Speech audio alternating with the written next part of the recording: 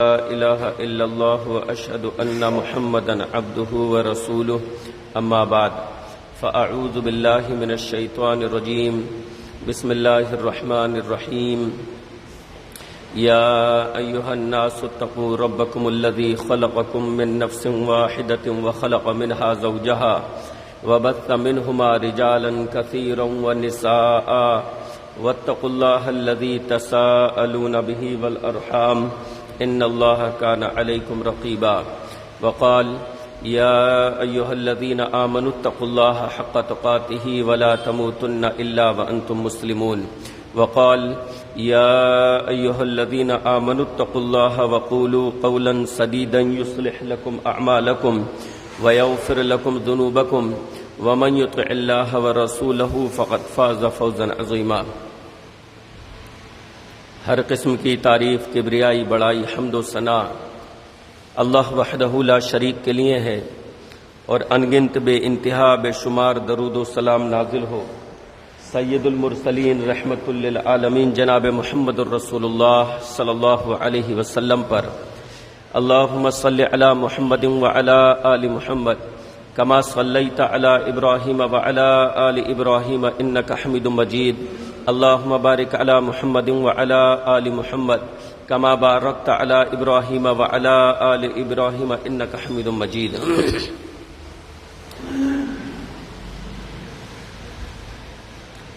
حق اور باطل کے درمیان پہلا فیصلہ کن معرکہ، پہلی فیصلہ کن جنگ جو پیش آئی وہ جنگ بدر ہے۔ اس کو جو یوم بدر ہے اس کو یوم الفرقان بھی کہا جاتا ہے، یعنی حق اور باطل کے درمیان فیصلہ کرنے والا دن۔ اللہ رب العالمین نے جنگ بدر میں اہل ایمان کی جو مدد فرمائی، اللہ تعالیٰ نے اس کو بطور احسان قرآن مجید میں ذکر کیا، وَلَقَدْ نَصَرَكُمُ اللَّهُ بِبَدْرٍ وَأَنْتُمْ أَذِلَّةٌ، اور اللہ نے تمہاری بدر میں مدد فرمائی جبکہ تم کمزور تھے، لہذا اللہ رب العالمین ہی سے ڈرتے رہو۔ تو اللہ رب العالمین نے قرآن مجید میں بھی مختلف آیات میں جنگ بدر کا ذکر فرمایا۔ اس کا پس منظر کیا ہے؟ جنگ بدر پیش تو رمضان میں آئی ہے، آپ جانتے ہیں۔ اس کا پس منظر یہ ہے کہ جب مسلمانوں نے مکہ سے مدینہ کی طرف ہجرت کر لی تو کفار مکہ وہ یہ چاہتے تھے کہ مسلمانوں کی طاقت کو ملیمیٹ کر دیں۔ جب مدینے میں مسلمانوں کی ایک ریاست قائم ہو گئی، یا کہہ لیجئے امن و امان ان کو مل گیا، ان کو امن و سکون مل گیا، تو یہ چیز مشرکین مکہ کو بہت کھل رہی تھی، اور وہ یہ چاہتے تھے کہ یکبارگی مسلمانوں پر حملہ کر کے ان کی طاقت کو توڑ دیا جائے، ان کی شان و شوکت کو تہس نہس کر دیا جائے، اور مسلمانوں کو مٹی میں ملا دیا جائے۔ اس کے لیے انہوں نے کچھ کوششیں تھوڑی تھوڑی کر کے کی۔ اچھا، اللہ کے نبی علیہ الصلاۃ والسلام بھی ان کے ان ارادوں کو جانتے تھے۔ پیارے نبی علیہ الصلاۃ والسلام کو ان کی نیتوں کی خبر تھی، لہذا اللہ کے نبی علیہ الصلاۃ والسلام مدینے کے ارد گرد مسلمانوں کو بھیج کر گشت کروایا کرتے تھے، بلکہ کئی موقعوں پر خود رسول گرامی علیہ الصلاۃ والسلام نے بھی مدینے کے باہر گشت فرمایا۔ تو مختلف وقتوں میں اللہ کے نبی علیہ الصلاۃ والسلام نے گشت کے لیے جو ہے مدینے کے اطراف میں بھیجا، جنہوں نے یہ پایا کہ کبھی ابو جہل کچھ افراد کے ساتھ وہاں سے گزرا ہے، کبھی مکہ کا کوئی اور رئیس کچھ افراد کے ساتھ، کچھ سواروں کے ساتھ وہاں سے گزرا ہے۔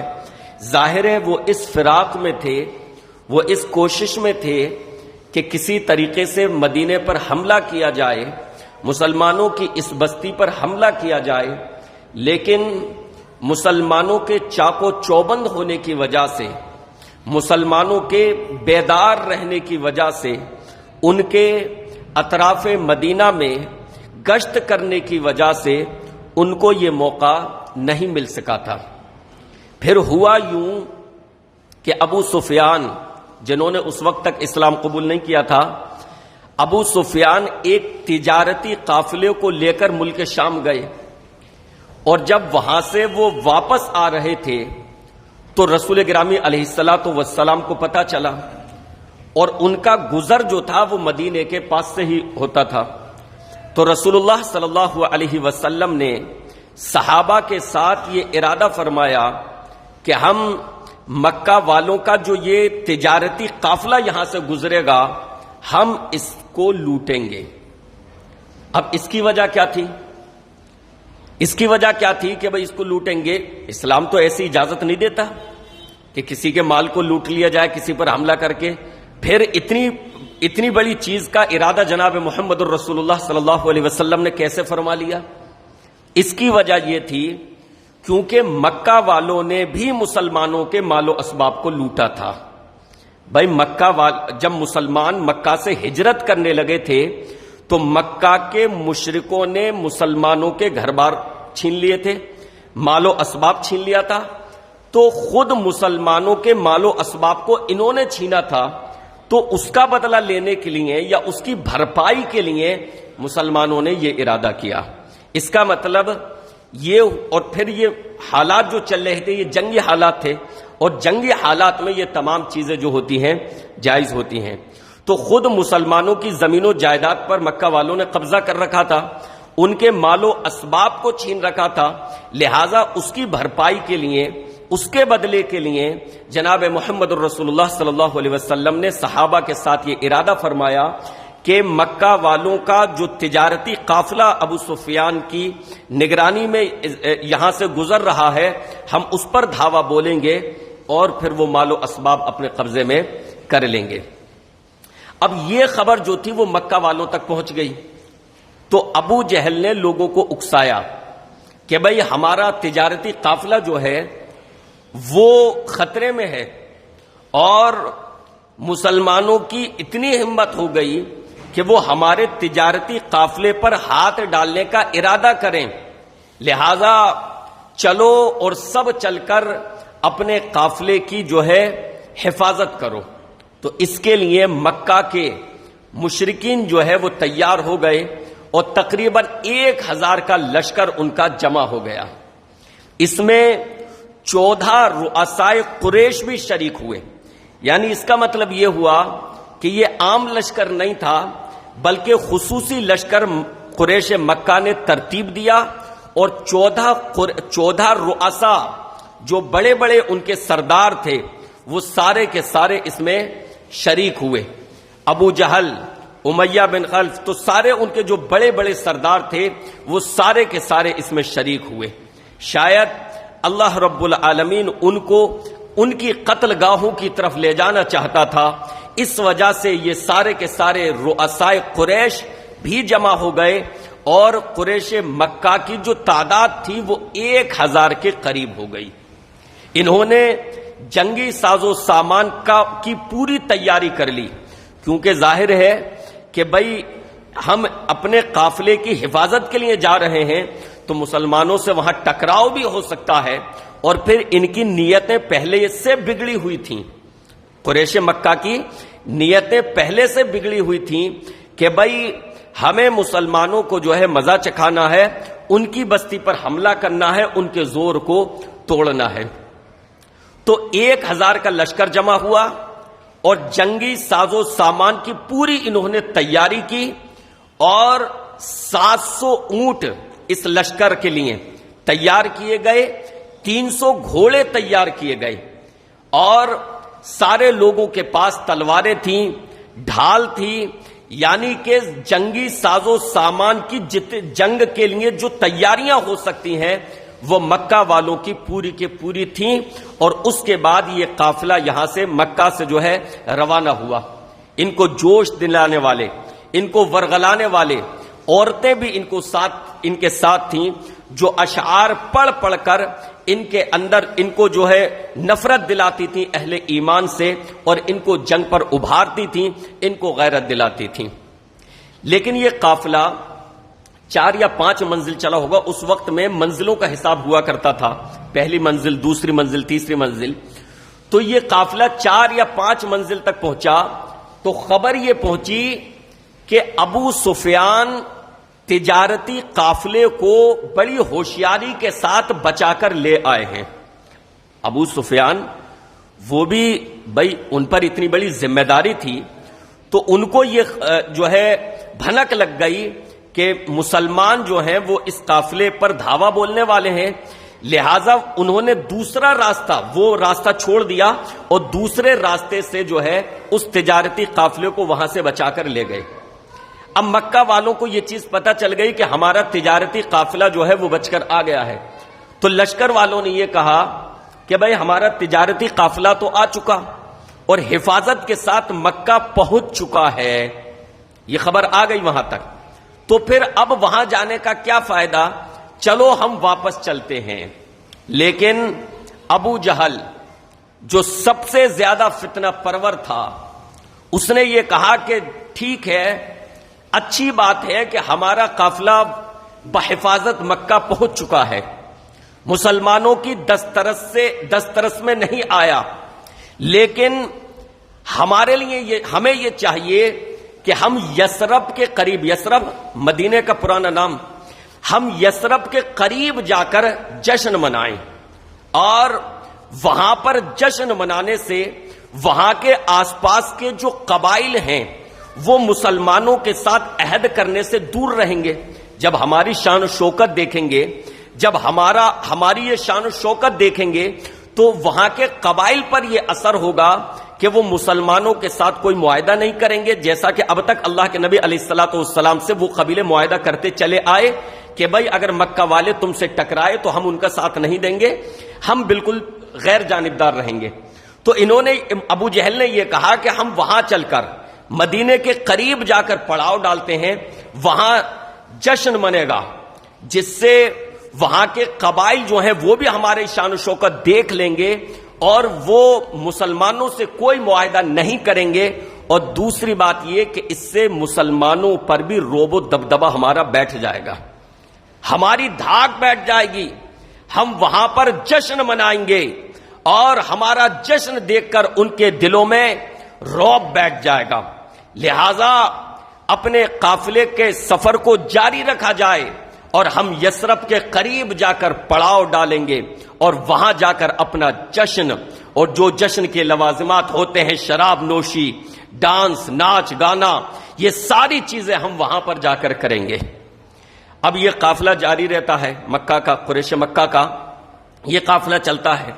اللہ کے نبی علیہ الصلوۃ والسلام کو پتہ چلتا ہے کہ ابو جہل اپنے قافلے کو بھڑکا کر مسلمانوں کے خلاف یثرب کے قریب پڑاؤ ڈالنا چاہتا ہے، لہذا اللہ کے نبی علیہ الصلوۃ والسلام نے فوراً اعلان کیا کہ جو بھی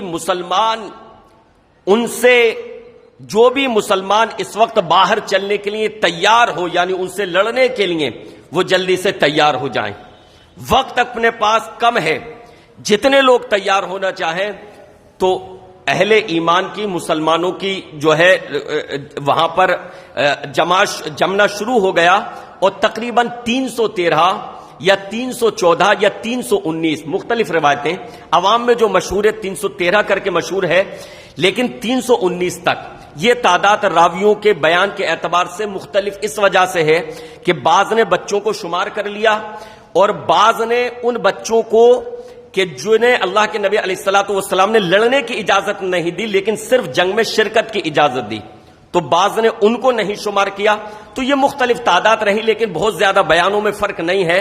313، 314، 315 یا 319 یہ تعداد مسلمانوں کی تھی۔ ان کی تیاری کیا تھی؟ مشرکین مکہ، آپ جانتے ہیں کہ مکہ سے یہ بے سر و سامانی کے عالم میں آئے تھے، مدینہ ہجرت کر کے، اور پھر انصار کے کاندھوں پر اتنی بڑی ذمہ داری تھی کہ مہاجرین کی مدد کریں، تو اب ان کے پاس کیا تھا؟ ان کی تیاریاں کوئی خاص نہیں تھیں، ان کے پاس 70 اونٹ قریش مکہ کے پاس کتنے اونٹ تھے؟ 700 اونٹ. گھوڑے کتنے تھے؟ 300 گھوڑے. تلواریں مکمل، تیر، نیزے، ڈھال، سب کچھ ان کے پاس. اور مسلمانوں کے پاس کیا تھا؟ 70 اونٹ، 2 گھوڑے. ایک سواری تین یا ان سے بھی زیادہ افراد کے حصے میں آئی. باری باری اس پر سوار ہوتے تھے. ایک سوار ہوتا اور 2 کو پیدل چلنا پڑتا. اللہ کے نبی علیہ الصلوۃ والسلام کے ساتھ بھی حضرت علی اور ایک اور صحابی تھے جو بعد میں مدینہ واپس کر دیے گئے. تو خود اللہ کے نبی علیہ الصلوۃ والسلام. اور تلوار، کسی کے پاس تلوار تھی تو ڈھال نہیں تھی، کسی کے پاس ڈھال تھی تو تلوار نہیں، کسی کے پاس تیر تھا تو چلانے کے لیے کمان نہیں، اور کسی کے پاس کمان تو چلانے کے لیے تلوار نہیں. آدھی ادھوری تیاری. لیکن ان کے پاس سب سے بڑی چیز اگر کوئی تھی تو وہ اللہ پر ایمان تھا. جناب محمد الرسول اللہ صلی اللہ علیہ وسلم سے والہانہ محبت تھی، جان نثاری کا جذبہ تھا، شہادت کا جذبہ تھا، جس نے ان کو مکہ کے مشرکین سے ٹکرانے کے لیے تیار کر دیا. اب یہ قافلہ جو ہے یہاں سے مسلمانوں کا جو ہے مدینہ سے باہر آتا ہے، اور یہ آ کر بدر کے مقام پر، جہاں پر مشرکین مکہ نے بھی پڑاؤ ڈالا تھا، بدر ایک جگہ کا نام ہے، یہاں پر ایک کنواں تھا بدر کے نام سے. تو اسی کنویں کے نام سے جو ہے وہ علاقہ پورا کا پورا مشہور ہو گیا، بدر کا مقام. تو وہاں پر پڑاؤ ڈالا گیا. مشرکین مکہ نے پانی پر قبضہ کر لیا. ادھر مسلمانوں کے حصے میں کوئی پانی نہیں آیا، اور مسلمانوں نے جہاں پر پڑاؤ ڈالا وہاں پر ریتیلی زمین تھی، اور مکہ والوں نے جہاں پر پڑاؤ ڈالا وہاں پر ایک دم صاف زمین تھی. لیکن اللہ رب العالمین نے جیسا کہ قرآن مجید میں فرمایا، وَلَقَدْ نَصَرَكُمُ اللَّهُ بِبَدْرٍ وَأَنْتُمْ أَذِلَّةٌ، اللہ نے بدر میں تمہاری مدد فرمائی جبکہ تم کمزور تھے. تو اللہ رب العالمین نے ایک بارش برسائی ہلکی سی، جس کی وجہ سے وہ ریتیلی جو جگہ تھی وہ تھوڑی پختہ ہو گئی، اور مسلمانوں نے ایک حوض نما ایک جگہ بنا لی جس میں پانی بھر گیا. اس سے مسلمانوں نے اپنے جانوروں کو بھی سیراب کیا اور خود بھی اپنے لیے اس پانی کو جمع کر لیا اور اس سے اپنی ضرورتیں پوری کی. اب یہ ترتیب ہو گئی. اللہ کے نبی علیہ الصلوۃ والسلام نے 17 رمضان المبارک سن 2 ہجری بدر کی جنگ کب پیش آئی ہے؟ رمضان کے مہینے میں سن 2 ہجری میں، رمضان کو 17 رمضان المبارک سن 2 ہجری میں یہ جنگ پیش آئی ہے. تو اللہ کے نبی علیہ الصلوۃ والسلام نے 17 رمضان سن 2 ہجری جمعے کے دن قافلے کو صف بندی کی. مسلمانوں کی فوج پہلے سے موجود تھی، اب اس کی صف بندی کی. بھئی ایک جنرل جو ہوتا ہے وہ اللہ کے نبی علیہ الصلوۃ والسلام کے بعد جنگی تمام صلاحیتیں. اللہ کے نبی علیہ الصلوۃ والسلام جہاں بہترین داعی تھے، بہترین مبلغ تھے، بہترین زاہد و متقی و پرہیزگار تھے، وہیں بہترین فوجی کمانڈر بھی تھے. اللہ کے نبی علیہ الصلوۃ والسلام نے اہل ایمان کی صف بندی کی اور ان کو جنگ کرنے کے اصول و آداب بتائے.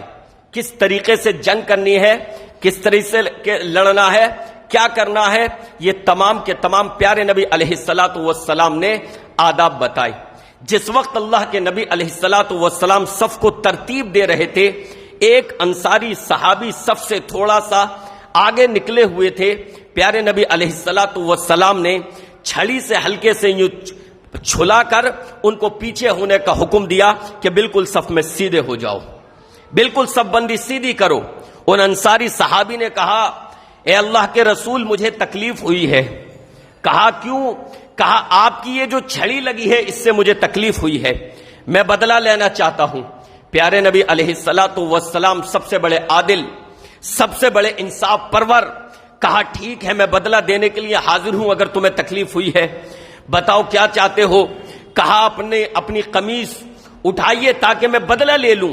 اللہ کے نبی علیہ الصلوۃ والسلام نے قمیص اٹھا دی تو انہوں نے پیارے نبی علیہ الصلوۃ والسلام کی پیٹھ پر یا بطن پر بوسہ دیا، اور اللہ کے نبی علیہ الصلوۃ والسلام نے پوچھا یہ کیا؟ کہا یہ دنیا میں آخری لمحات ہیں، یہ دنیا میں آخری لمحات ہیں، لہٰذا میں چاہتا ہوں کہ آخری وقت میں یہ شرف حاصل کر لوں۔ یعنی آپ علیہ الصلوۃ والسلام کو محبت کے ساتھ بوسہ دیا، وہ صرف انہوں نے ویسے ہی کہا تھا کہ میں بدلہ لینا چاہتا ہوں، محبت کے ساتھ بوسہ دیا۔ اس جذبے کے ساتھ وہ لوگ ان کی سب بندی ہوئی، اور سب بندی میں بعض ایسے نوجوان تھے جن کی عمریں جنگ میں شرکت کے اعتبار سے پوری نہیں بیٹھتی تھیں، تو وہ لوگ پنجوں کے بل کھڑے ہو کر اپنے آپ کو بڑا ہونا دکھانا چاہتے تھے۔ اللہ کے نبی علیہ الصلوۃ والسلام نے جو لوگ عمر کے حساب سے، عمر کی پختگی کے اعتبار سے پورے بیٹھتے تھے، پیارے نبی علیہ الصلوۃ والسلام نے ان کو اجازت دی، اور جو لوگ اس چیز پر فٹ نہیں بیٹھتے تھے، پیارے نبی علیہ الصلوۃ والسلام نے ان کو منع فرما دیا، ان کو واپس فرما دیا، یا وہاں شرکت کی اجازت دی لیکن لڑائی سے منع فرما دیا۔ اب دونوں طرف یہ جو ہے تیاریاں ہو جاتی ہیں، ایک طرف مشرکین مکہ کا اور ایک طرف مسلمانوں کا لشکر بھی موجود ہے۔ اللہ کے نبی علیہ الصلوۃ والسلام یہ صحابہ جس جان نثاری کے ساتھ نکلے تھے، پیارے نبی علیہ الصلوۃ والسلام کی مجلس شورا سے اس کا اندازہ لگایا جا سکتا ہے۔ نکلنے سے پہلے اللہ کے نبی علیہ الصلوۃ والسلام نے مشورہ فرمایا صحابہ سے کہ ہم باہر اس ارادے سے نکل رہے ہیں، تمہارا کیا مشورہ ہے؟ ایک ایسے قافلے سے ٹکرانے کا، مکہ کے ایک ایسے قافلے سے ٹکرانا ہے کہ جن کے پاس جنگی سارے ساز و سامان موجود ہے، تمہارا کیا ارادہ ہے؟ اس موقع پر حضرت ابوبکر صدیق رضی اللہ عنہ نے بھی نہایت جوشیلی تقریر فرمائی، حضرت عمر رضی اللہ عنہ نے بھی نہایت عمدہ الفاظ کہے۔ پیارے نبی علیہ الصلوۃ والسلام خوش ہوئے اور اس کے بعد اپنے مشورے کو جاری رکھا، تمہارا کیا مشورہ ہے؟ حضرت مقداد بن عمرو انصاری رضی اللہ عنہ کھڑے ہوئے، اے اللہ کے رسول صلی اللہ علیہ وسلم، ہم آپ پر ایمان لائے ہیں، ہم بنی اسرائیل کی طرح نہیں ہیں جو یہ کہیں یا جنہوں نے یہ کہا کہ اے موسیٰ تم جاؤ اور اپنے رب سے تم جا کر لڑو، ہم یہیں بیٹھے انتظار کر رہے ہیں، ہم نہیں جائیں گے۔ نہیں اللہ کے رسول، بلکہ ہم آپ کا ساتھ دینے کے لیے راضی ہیں۔ آپ ہمیں اگر یمن کے قریب کسی بستی پر تک بھی جانے کا حکم دیں گے اور وہاں جا کر جنگ کرنے کا حکم دیں گے تو اے اللہ کے رسول صلی اللہ علیہ وسلم ہم تیار ہیں۔ پیارے نبی علیہ الصلوۃ والسلام پھر مشورہ فرما رہے ہیں۔ حضرت سعد بن معاذ رضی اللہ عنہ جو انصاری صحابہ کے سردار تھے، کھڑے ہوئے، اے اللہ کے رسول صلی اللہ علیہ وسلم، غالباً آپ کا رخ سخن ہماری طرف ہے، شاید آپ ہماری رائے جاننا چاہتے ہیں، تو اے اللہ کے رسول صلی اللہ علیہ وسلم، میں انصار کی طرف سے یہ بات کر رہا ہوں کہ اے اللہ کے رسول، آپ کو ہماری رائے جاننے کی کیا ضرورت ہے؟ کیا آپ ہماری بھی رائے جاننا چاہتے ہیں؟ اے اللہ کے رسول، ہم آپ پر ایمان لائے ہیں، ہم نے آپ کی تصدیق کی ہے اور ہمیں یہ اعتماد اور یقین ہے آپ جو کچھ فرماتے ہیں وہ حق فرماتے ہیں۔ اے اللہ کے رسول، آپ ہماری جو رشتہ داریاں باقی رکھنا چاہیں انہیں باقی رکھیں، اور جن سے ہمیں رشتہ داریاں توڑنے کا حکم دیں ہم ان سے رشتہ داریاں توڑ دیں گے۔ ہمارے مال میں سے آپ جو لینا چاہیں وہ لے لیں اور جو چھوڑنا چاہیں وہ چھوڑ دیں۔ یعنی ہماری رشتہ داریاں، ہمارے تعلقات بھی آپ کے کہنے پر چلیں گے، آپ کے کہنے پر جڑیں گے، آپ کے کہنے پر ٹوٹیں گے۔ ہمارا مال بھی آپ کے لیے ہے، آپ جتنا لینا چاہیں لے لیں، جو چھوڑنا چاہیں ہمارے پاس چھوڑ دیں، اور جو مال ہمارے پاس چھوڑیں گے وہ ہمیں اس مال سے زیادہ محبوب نہیں ہوگا جو آپ نے لے لیا ہے۔ جو آپ لے لیں گے وہ مال ہمیں زیادہ محبوب ہوگا، ہم تو اس سے راضی ہیں۔ اے اللہ کے رسول، آپ ہمیں جہاں چل کر جنگ کرنے کا حکم دیں ہم آپ کے ساتھ چلنے کے لیے راضی ہیں۔ قسم ہے اس ذات کی جس کے قبضہ و اختیار میں ہماری جان ہے، اے اللہ کے رسول، اگر آپ سمندر میں گھوڑے ڈالنے کا بھی حکم دیں گے تو ہم میں سے کوئی شخص ایسا نہ رہے گا جو پیچھے رہ جائے، ہم سارے کے سارے سمندر میں گھوڑے ڈال دیں گے، گھوڑے دوڑا دیں گے۔ اللہ کے نبی علیہ الصلوۃ والسلام نے یہ تقاریر سنی، آپ علیہ الصلوۃ والسلام خوش ہوئے۔ اس جذبے کے ساتھ اہل ایمان یہاں پر بدر کے میدان میں کھڑے تھے۔ تو ایک طرف مشرکین مکہ ہیں جنہوں نے اہل ایمان پر ظلم و ستم کیا تھا، مکے میں جنہوں نے مسلمانوں کو ستایا تھا، جن کے مال و اسباب کو چھینا تھا، جن کے گھر بار کو چھینا تھا۔ ایک طرف وہ ہیں، ان کی تعداد ہے، ان کی تیاری ہے، ایک طرف مسلمان 313 315 319 اس تعداد میں اہل ایمان موجود ہیں، لیکن وہ جو جذبہ میں نے بیان کیا اس جذبے کے ساتھ کھڑے ہیں۔ تو سب سے پہلے مشرکین مکہ کی طرف سے اسود مخزومی نکلتا ہے اور فخر و غرور کے ساتھ نکلتا ہے، اور یہ کہتا ہوا نکلتا ہے کہ میں دیکھتا ہوں مجھے کون روکے گا، میں مسلمانوں کے حوض سے پانی پیوں گا، میں پی کر آؤں گا یا اپنی جان دے دوں گا۔ وہ اس فخر و غرور کے ساتھ بڑھا تو سیدنا حمزہ رضی اللہ عنہ نے اس کا تعاقب کیا اور اس کی پیٹھ پر ایسی ضرب لگائی، ایسا وار لگایا کہ وہ وہیں ڈھیر ہو گیا۔ اللہ کے نبی علیہ الصلوۃ والسلام اپنے عریش میں، اپنی جھوپڑی میں دعا فرما رہے ہیں۔ پیارے نبی علیہ الصلوۃ والسلام کی چھاؤنی جو تھی وہ پہاڑی کے سب سے اوپر بنائی گئی تھی تاکہ وہاں سے اللہ کے نبی علیہ الصلوۃ والسلام دونوں حصوں کو، دونوں گروہوں کو صحیح سے دیکھ سکیں اور مسلمانوں کو صحیح طریقے سے رہنمائی کر سکیں۔ اس چھاؤنی، اللہ کے نبی علیہ الصلوۃ والسلام کی جھوپڑی کے پاس صرف حضرت ابوبکر صدیق رضی اللہ عنہ تھے، جن کا کام یہ بھی تھا کہ اللہ کے نبی علیہ الصلوۃ والسلام کا پیغام اہل ایمان تک پہنچائیں، جس کو چیف آف آرمی اسٹاف کہا جاتا ہے۔ تو وہ حضرت ابوبکر صدیق رضی اللہ عنہ چیف آف آرمی اسٹاف کی حیثیت سے اللہ کے نبی علیہ الصلوۃ والسلام کی جھوپڑی کے باہر پہرا دے رہے تھے۔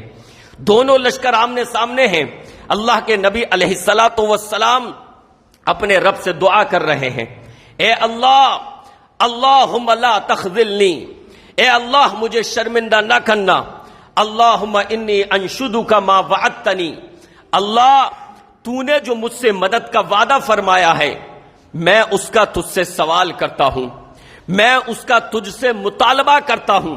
اللہ کے نبی علیہ الصلوۃ والسلام نے سجدہ کیا اور انتہائی گریہ و زاری کے ساتھ، انتہائی عاجزی و انکساری کے ساتھ اپنے رب سے دعا فرمائی، حتیٰ کہ ابوبکر صدیق رضی اللہ عنہ کو پیارے نبی علیہ الصلوۃ والسلام کے کاندھوں پر ہاتھ رکھ کر تسلی دینی پڑی، اے اللہ کے رسول بس کافی ہے، آپ کا رب آپ کی ضرور مدد فرمائے گا، اے اللہ کے رسول بس کافی ہے۔ اور پھر یہی ہوا، اللہ رب العالمین نے مسلمانوں کے اطمینان کے لیے فرشتوں کا نزول فرمایا باقاعدہ۔ اللہ رب العالمین نے مسلمانوں کے دلوں سے خوف و ہراس کو ختم کرنے کے لیے ان پر اونگ بھی طاری کی تھی، جس کے بعد ان کے دلوں سے خوف و ہراس پورا کا پورا ختم ہو گیا۔ اب یہ لشکر آمنے سامنے ہیں تو سب سے پہلے مشرکین مکہ کی طرف سے 3 لوگ نکلتے ہیں، اتبا کا بھائی شیبہ اور اتبا کا بیٹا ولید۔ اتبا، شیبہ، ولید بن عتبہ، یہ تینوں مشرکین مکہ کی طرف سے نکلتے ہیں اور للکارتے ہیں کہ محمد اپنی طرف سے ہمارا مقابلہ کرنے کے لیے کسی کو بھیجو۔ تو ادھر سے حضرت معاذ اور حضرت معوذ بن افرا، یہ حضرت بن حارث کے بیٹے تھے، اور حضرت افرا ان کی والدہ کا نام ہے، یہ ان کے صاحبزادے دونوں۔ حضرت افرا کے 7 بیٹے تھے، 7۔ حضرت افرا رضی اللہ عنہا کے کتنے بیٹے تھے؟ 7۔ ان کی 2 شادیاں ہوئی تھیں، ایک کا انتقال ہو گیا، پھر دوسری شادی، دونوں شوہروں سے 7 بیٹے۔ جنگ بدر میں 7 بیٹے شریک تھے۔ حضرت افرا رضی اللہ عنہا وہ خوش نصیب خاتون۔ تو حضرت معاذ اور حضرت معوذ اور ان کے ساتھ حضرت عبداللہ بن رواحہ، یہ تینوں لوگ آگے نکلے تو انہوں نے حضرت عبداللہ بن رواحہ، معاذ، معوذ، یہ تینوں آگے نکلے مقابلے کے لیے. تو عتبہ نے یہ کہا کہ بھائی تم کون ہو؟ کہا ہم انصاری ہیں. کہا ٹھیک ہے، تمہاری عزت کرتے ہیں، مگر ہم اپنی برادری والوں کا مقابلہ کرنا چاہتے ہیں. ہمارے مقابلے کے لیے ہماری ٹکر کے بھیجے جائیں، ہماری برادری کے بھیجے جائیں. مطلب جو مکہ سے ہجرت کر کے مسلمان مدینہ گئے ہیں ان کو ہمارے مقابلے کے لیے بھیجا گئے. اللہ کے نبی علیہ الصلوۃ والسلام نے حضرت معاذ اور حضرت معوذ اور عبداللہ بن رواحہ کو پیچھے بلا لیا اور پھر پیارے نبی علیہ الصلوۃ والسلام نے نیا آرڈر جاری کیا. اٹھو عبیدہ بن حارث تم اٹھو، حمزہ، علی تم آگے بڑھو. یہ تین لوگ حضرت عبیدہ بن حارث، حضرت حمزہ، حضرت علی، آپ لوگ آگے آئے. یہ تینوں مکہ کے تھے، مکہ کے مسلمان تھے، ہجرت کر کے مدینہ آئے تھے. یہ آگے آئے. حضرت حمزہ اور حضرت علی نے اپنے شکار کو جاتے ہی قتل کر دیا، شیبہ کو اور ولید بن عتبہ کو. حضرت علی نے شیبہ کو قتل کیا اور حضرت علی نے ولید بن عتبہ کو قتل کیا اور حضرت حمزہ نے شیبہ کو قتل کیا. جاتے ہی ان لوگوں نے جو ہے اپنے شکار کو قتل کر دیا. حضرت عبیدہ اور عتبہ ان کے درمیان تھوڑی دیر کے لیے شمشیر زنی ہوئی، یہ ایک دوسرے سے لڑتے رہے، لیکن ادھر سے حضرت حمزہ اور حضرت علی اپنے شکار سے فارغ ہو کر آ چکے تھے، لہذا انہوں نے ان کی مدد کی اور پھر اس کو بھی وہیں پر، عتبہ کو بھی وہیں پر ڈھیر کر دیا. یعنی مقابلے کے لیے سب سے پہلا جو جتا نکلا تھا مسلمانوں کی طرف سے 3 اور مشرکین مکہ کی طرف سے 3، ان میں جو ہے مسلمانوں والے گروہ کو، مسلمانوں والے جتے کو، ان 3 لوگوں کو فتح یابی ہوئی اور مشرکین مکہ کے تینوں لوگ جو ہے خاک میں تڑپنے لگے، خون آلود ہو گئے، قتل کر دیے گئے. اب اس کے بعد جنگ شروع ہوتی ہے. اللہ کے نبی علیہ الصلوۃ والسلام نے باقاعدہ ہدایات جاری فرمائی تھی کہ تمہیں جنگ کس طریقے سے کرنی ہے. سامان کم ہے، تیر کم ہیں، نیزے کم ہیں، تمہارے پاس ساز و سامان کی کمی ہے، تو کرنا کیا ہے؟ اپنے ساز و سامان کو بچا کر رکھنا ہے، ان کو پہلے آگے بڑھنے دینا. جب وہ آگے بڑھ جائیں، آگے تک آ جائیں، تو ان پر تیروں کی بارش کرنا. پہلے سے اپنے تیروں کو بیکار مت کرو، پہلے سے اپنے نیزوں کو ضائع اور برباد. پیارے نبی علیہ الصلوۃ والسلام نے یہ ساری ہدایات اہل ایمان کو دے رکھی تھی. جب وہ آگے بڑھ جائیں اور آگے تک آ جائیں تب تیروں کی بارش کرنا، اور جب تیر ختم ہو جائیں اور وہ قریب ہو جائیں تو نیزوں کا استعمال کرنا اور تلواروں کا استعمال سب سے بعد میں کرنا، جب گویا کہ گتھم گتھا ہو جائے. پیارے نبی علیہ الصلوۃ والسلام نے یہ ہدایت جاری فرمائی. اہل ایمان کے پاس ایمانی جذبہ تھا، شہادت کا جذبہ تھا، اور جذبہ ایسا کہ ایک انصاری صحابی کے ہاتھ میں کھجور تھیں، وہ کھجور کھا رہے تھے. اللہ کے نبی علیہ الصلوۃ والسلام سے پوچھا، اے اللہ کے رسول، اگر میں شہید کر دیا جاؤں تو میں کہاں جاؤں گا؟ کہا جنت میں، تمہارا ٹھکانہ جنت ہوگا. تو انہوں نے جو کھجور نکالی تھی کھانے کے لیے اس کو پھینک دی. کہا جب تک میں ان کھجوروں کو کھاؤں گا تو دیر بہت ہو جائے گی، میں جنت میں جانے کے لیے اتنی تاخیر کیوں کروں؟ کھجوروں کو پھینک دی اور فوراً میدان میں کود پڑے اور اس وارفتگی سے لڑے، اس بہادری سے لڑے کہ شہید ہو گئے لڑتے لڑتے. اس جذبے کے ساتھ اہل ایمان لڑ رہے تھے. بلال رضی اللہ عنہ، مکے میں امیہ بن خلف نے جن پر بہت زیادہ ظلم و ستم کیا تھا، حضرت بلال امیہ بن خلف کے غلام تھے.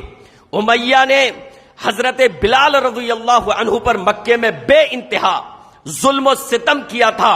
حضرت بلال رضی اللہ عنہ امیہ کی طاق میں تھے، اور جیسے ہی امیہ ان کے ہتھے چڑھا، حضرت بلال رضی اللہ عنہ نے اس کا سر تن سے جدا کر دیا. ابو بکر صدیق رضی اللہ عنہ جنہوں نے حضرت بلال کو آزاد کروایا تھا امیہ کے ظلم و ستم سے، انہوں نے غلامی سے آزاد کروایا تھا، جب دیکھا کہ آج بلال نے اپنے اوپر کیے گئے ظلم و ستم کا بدلہ لے لیا، تو حضرت ابوبکر صدیق رضی اللہ عنہ نے حضرت بلال کو مبارکبادی دی کہ تمہارے ساتھ جو ظلم و ستم کیا گیا تھا آج تم نے اس کا بدلہ لے لیا۔ حضرت عبد الرحمن بن عوف رضی اللہ عنہ فرماتے ہیں میں صف میں کھڑا ہوا تھا، میرے ایک طرف دو نوعمر کم یعنی نوجوان یعنی بہت پختگی کی عمر کو نہیں تھے، نوعمر کھڑے تھے۔ یہ کون تھے؟ یہ وہی جن کا میں نے ابھی پیچھے ذکر کیا، حضرت معاذ اور معوذ، یہ دو کھڑے ہوئے تھے دائیں بائیں۔ حضرت عبد الرحمن بن عوف کہتے ہیں میں نے سوچا کہ میرے آس پاس کاش کوئی تجربے کار کھڑے ہوتے جنہیں جنگ کا تجربہ ہوتا، تاکہ میں ان کے ساتھ مل کر اچھی طریقے سے آگے اقدام کرتا اور اچھی طریقے سے جنگ لڑ سکتا۔ میرے آس پاس یہ نوعمر کھڑے ہیں۔ کہتے ہیں میں یہ سوچ رہا تھا کہ ان میں سے ایک نے میرے کان میں کہا اور دوسرے نے دوسرے کان میں، اور یہ پوچھا کہ چچا جان کیا آپ ابو جہل کو پہچانتے ہیں؟ کہا بیٹا کیا کرو گے؟ کہا سنا ہے وہ رسول اللہ صلی اللہ علیہ وسلم کو گالیاں دیتا ہے۔ چچا جان ابو جہل اگر سامنے آئے تو بس ہمیں اشارہ کر دینا، ہمیں بتا دینا، وہ ہمارے آقا کو ہمارے رسول کو گالیاں دیتا ہے، چچا جان بس ابو جہل کی پہچان کروا دینا۔ عبد الرحمن بن عوف کہتے ہیں کہ اتنی دیر میں ابو جہل ٹہلتا ہوا اسی جگہ آگے چلا آیا، تو کہتے ہیں کہ میں نے صرف اشارہ کیا کہ وہ رہا تمہارا شکار۔ تو یہ دونوں حضرت معاذ اور معوذ نوعمری کے باوجود کہتے ہیں ابو جہل پر اس طرح سے جھپٹے جیسے شہباز کوے پر گرتا ہے، اس طریقے سے اپنے شکار پر جھپٹے، اور دونوں نے مل کر ابو جہل کو قتل کر دیا۔ عبداللہ ابن مسعود رضی اللہ عنہ بھی وہاں پر بعد میں آئے اور اس کو جو ہے گردن الگ کر دی۔ تو حضرت معاذ اور معوذ رضی اللہ عنہ نے اس امت کے سب سے بڑے فرعون اللہ کے نبی علیہ الصلوۃ والسلام کو جو گالیاں دیا کرتا تھا ابو جہل، حضرت معاذ اور معوذ نے اس کو قتل کر دیا، اس کو جو ہے نار جہنم پہنچا دیا۔ اور کفار مکہ جب گتھم گتھا ہوئی ہے تو مشرکین مکہ کے پاؤں اکھڑ گئے۔ اہل ایمان کی تعداد 313 تھی، اور جیسا کہ میں نے بتایا تیاری، کسی کے پاس تلوار تھی تو ڈھال نہیں اپنے بچاؤ کے لیے، کسی کے پاس ڈھال ہے بچاؤ کے لیے تو لڑنے کے لیے تلوار نہیں، کسی کے پاس کمان ہے تو چلانے کے لیے تیر نہیں، کسی کے پاس تیر ہے تو چلانے کے لیے اس کے پاس کسی کے پاس تیر ہے تو چلانے کے لیے اس کے پاس کمان نہیں ہے۔ پیدل ہے زیادہ تر، لیکن ان کے پاس ایمانی طاقت تھی، جذبہ شہادت تھا، یہ ایمان تھا کہ اگر زندہ رہے تو فخر سے زندہ رہیں گے کہ جنگ جیت کر آئے ہیں، اور اگر شہید ہو گئے تو اللہ رب العالمین کے لیے یہاں جنت ہمارا ٹھکانہ ہے۔ وہ اس جذبے سے اور اس ایمانی پختگی کے ساتھ لڑ رہے تھے۔ مشرکین مکہ کے بہت جلدی پاؤں اکھڑ گئے، اور ایسے پاؤں اکھڑے کہ مشرکین مکہ کے 70 افراد کو مسلمانوں نے قتل کیا۔ مسلمان کتنے شہید ہوئے؟ صرف 14 مسلمان، صرف 14 شہید ہوئے، اور مشرکین مکہ 70 قتل کیے گئے اور 70 قید کر لیے گئے۔ پہلا معرکہ حق اور باطل کے درمیان، پہلا معرکہ اہل ایمان اور کفار کا، اور پہلے معرکہ میں اہل ایمان نے اہل باطل کو وہ مزہ چکایا اور وہ شکست دی کہ ان کے 70 افراد کو قتل کیا اور 70 افراد کو قید کر لیا، اور قتل ہونے والوں میں سارے رؤسائے قریش جو 14 آئے تھے، سارے کے سارے رؤسائے قریش موجود تھے 70 قتل ہونے والوں میں۔ اللہ کے نبی علیہ الصلوۃ والسلام نے جنگ سے ایک دن پہلے ہاتھ رکھ کر نشان لگا کر بتایا تھا کہ کل کو فلاں یہاں پر قتل ہوگا، فلاں یہاں قتل ہوگا، فلاں یہاں پر قتل ہوگا۔ راوی حدیث فرماتے ہیں ہم نے اپنی نگاہوں سے دیکھا اللہ کے نبی علیہ الصلوۃ والسلام نے جہاں کہا تھا کہ یہاں یہاں قتل ہوگا، مکہ کے وہ رؤساء قریش اسی جگہ پر قتل ہوئے۔ اللہ کے نبی علیہ الصلوۃ والسلام نے رؤساء قریش کی لاشوں کو اکٹھا کیا اور گڈھا کھدوا کر اس میں ڈلوا دیا، اس میں دفن کروا دیا۔ 70 لوگوں کو قید کر کے لے آئے۔ اب ان کے بارے میں مشورہ ہوا کہ 70 لوگوں کا، ان کا قیدیوں کا کیا کیا جائے، اسیران بدر کا کیا کیا جائے۔ اللہ کے نبی علیہ الصلوۃ والسلام نے سب کو زنجیروں میں بندھوا دیا، اور اس کے بعد مشورہ ہو رہا ہے کہ کیا کیا جائے۔ تو مشورہ یہ طے پایا کہ ان سے فدیہ لے کر ان کو چھوڑ دیا جائے۔ فدیے کا مطلب یہ ہے کہ یہ کچھ مال دیں، اپنے گھر سے منگا لیں، مکہ سے مال دیں، اور پھر ان کو ہم رہا کر دیں گے۔ حضرت ابوبکر صدیق رضی اللہ عنہ کی یہی رائے تھی۔ بعض اصحاب کی رائے مختلف تھی۔ حضرت عمر رضی اللہ عنہ کی یہ رائے تھی اللہ کے رسول صلی اللہ علیہ وسلم ان کو رہا نہ کیا جائے، ان کو رہا نہ کیا جائے بلکہ ان کو قتل کر دیا جائے، اور قتل بھی اس طرح کہ میرے رشتہ دار جو مکہ سے لڑنے کے لیے آئے ہیں میرے حوالے کیے جائے، میں انہیں قتل کروں گا۔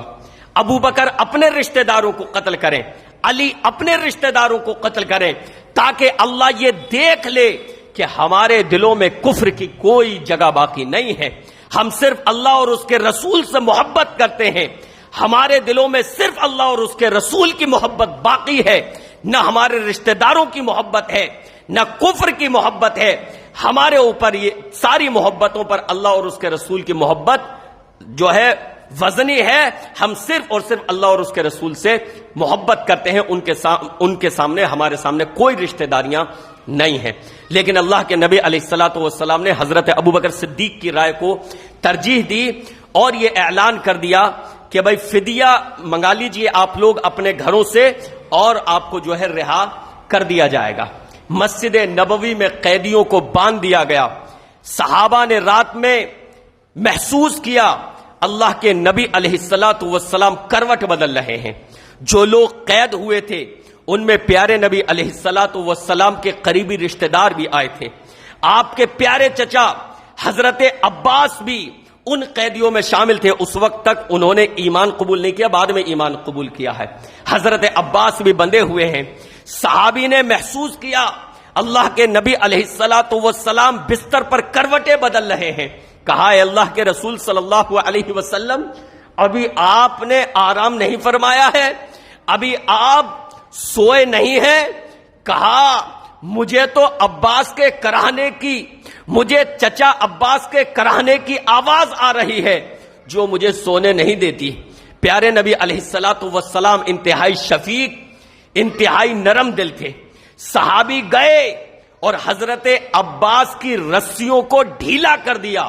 اللہ کے نبی علیہ الصلوۃ والسلام نے محسوس کیا اب چچا عباس کے کراہنے کی آواز نہیں آ رہی۔ کہا کیا ہوا؟ عباس، چچا عباس کے کراہنے کی آواز نہیں آ رہی۔ صحابی رسول نے کہا اللہ کے رسول ہم نے ان کی رسیوں کو ڈھیلا کر دیا ہے۔ کہا جاؤ اور سارے قیدیوں کی رسیوں کو ڈھیلا کرو، سب کے ساتھ سلوک یکساں ہونا چاہیے، سب کے ساتھ سلوک یکساں ہونا چاہیے۔ پھر صحابہ نے سب کی رسیوں کو ڈھیلا کیا۔ بہرحال پھر وہ قیدی جو تھے ان کے گھر والوں کی طرف سے فدیہ آنے لگا، مال آنے لگا، اور وہ اللہ کے نبی علیہ الصلوۃ مسلمانوں کو دیتے اور اس کے بدلے انہیں چھوڑ دیا جاتا۔ فدیے کی ادائیگی میں ایک واقعہ ایسا ہے جو میں آپ کے سامنے پیش کروں، اس کے بعد اپنی بات کو ختم کروں۔ قابل ذکر ہے ایک واقعہ، فدیہ آ رہا ہے۔ اللہ کے نبی علیہ الصلوۃ والسلام کی ایک بیٹی سیدہ زینب رضی اللہ عنہا، ان کے شوہر حضرت ابو العاص بن ربیع جنہوں نے اس وقت تک اسلام قبول نہیں کیا تھا، وہ بھی قیدیوں میں آئے ہوئے ہیں۔ ان کی شادی پیارے نبی علیہ الصلوۃ والسلام کے نبوت کے اعلان سے پہلے ہوئی تھی۔ حضرت خدیجہ کی بیٹی ہیں، حضرت خدیجہ سے ہیں سیدہ زینب، آپ کی ساری بیٹیاں حضرت خدیجہ سے ہیں۔ تو حضرت خدیجہ نے سیدہ زینب کی شادی کی تھی حضرت ابو العاص بن ربیع سے۔ اللہ کے نبی علیہ الصلوۃ والسلام نے اس وقت تک نبوت کا اعلان نہیں کیا تھا، تو شادیاں ہوتی تھیں، کوئی حرج کی بات نہیں۔ تو ابو العاص بن ربیع نے اسلام قبول نہیں کیا تھا اور وہ مکہ والوں کے ساتھ لڑنے کے لیے آئے ہوئے تھے. حضرت ابو العاص بن ربیع نے اپنے گھر پیغام بھیجا اپنی بیوی کو کہ فدیہ کچھ مال و اسباب بھیجا جائے جس کے ذریعے میری رہائی ہو جائے. مکہ والے اپنے اپنے گھر والوں کو رہا کرنے کے لیے مال کی شکل میں فدیہ بھیج رہے ہیں، لہذا میری رہائی کا بھی انتظام کرو. سیدہ زینب رضی اللہ عنہا نے اپنا ہار اپنے شوہر کی رہائی کے لیے بھیج دیا. پیارے نبی علیہ الصلوۃ والسلام کے پاس قاصد آیا، پیارے نبی علیہ الصلوۃ والسلام کے پاس قاصد آیا اور ہار آپ کی خدمت میں پیش کیا. اے اللہ کے رسول، آپ کی بیٹی سیدہ زینب نے بھیجا ہے اپنے شوہر کی رہائی کے لیے. اللہ کے نبی علیہ الصلوۃ والسلام نے ہار دیکھا، نبی نے پہچانا یہ ہار تو خدیجہ کا تھا. حضرت خدیجہ رضی اللہ عنہا نے نکاح کے وقت اپنی بیٹی کو یہ ہدیے میں دیا تھا، سیدہ زینب کو دیا تھا، اپنا ہار سیدہ زینب کو دیا تھا. اللہ کے نبی علیہ الصلوۃ والسلام کی حضرت خدیجہ سے وفاداری تازہ ہو گئی، حضرت خدیجہ کی یاد تازہ ہو گئی. ہار کو دیکھا، اللہ کے نبی علیہ الصلوۃ والسلام کی آنکھوں میں آنسو آ گئے. کہا میرے ساتھیوں او میرے صحابہ، اگر تم اجازت دو تو میں ابو العاص بن ربیع کو یعنی اپنی بیٹی کے شوہر کو، اپنے داماد کو میں رہا کر دوں اور اپنی بیٹی کا یہ ہار بھی میں یوں ہی واپس کر دوں. صحابہ تڑپ اٹھے، اے اللہ کے رسول صلی اللہ علیہ وسلم، ہمیں کیا اعتراض ہوگا؟ آپ حضرت زینب کے شوہر کو آزاد کر دیجئے اور ان کا ہار بھی ان کے حوالے کر دیجئے، اپنی بیٹی کو واپس بھیج دیجئے، ہمیں کیا اعتراض ہوگا؟ اللہ کے نبی علیہ الصلوۃ والسلام نے وہ ہار بھی واپس بھیج دیا. بہرحال جن لوگوں نے فدیہ ادا کیا وہ لوگ رہا ہو گئے. اس کے بعد جو قیدی فدیہ ادا نہ کر سکے، اللہ کے نبی علیہ الصلوۃ والسلام نے ان کو انصاری صحابہ کے بچوں کو تعلیم دینے پر مامور کر دیا کہ 10 بچوں کو تعلیم دے دو، تمہیں رہا کر دیا جائے گا. اس سے علم کی اہمیت پتہ چلتی ہے. اور بہرحال اس کے بعد ان کو بھی رہا کر دیا گیا. تو یہ جنگ بدر کا پورا جو ہے واقعہ آپ کے سامنے میں نے پیش کیا. رمضان المبارک سن 2 ہجری میں یہ واقعہ پیش آیا ہے. اس واقعے سے مسلمانوں کے جذبہ ایمان کا، جذبہ شہادت کا، ان کی جذبہ جانثاری کا، ان کے حوصلہ کا، ان کی شجاعت کا، ان کی بہادری کا پتہ چلتا ہے. اور حق و باطل کے درمیان معرکہ ہو اور نیت سچی ہو تو اللہ کس طرح مدد فرماتا ہے. ان تمام چیزوں کے اسباق اس واقعے میں موجود ہیں. اللہ رب العالمین سے دعا ہے کہ رب العالمین اسلامی تاریخ کو ہمیں اپنے ذہنوں میں محفوظ رکھنے کی توفیق عطا فرمائے. آمین یا رب العالمین. وصلی اللہ تعالی علی رسول خیر خلقہ محمد وآلہ وصحبہ اجمعین برحمتک یا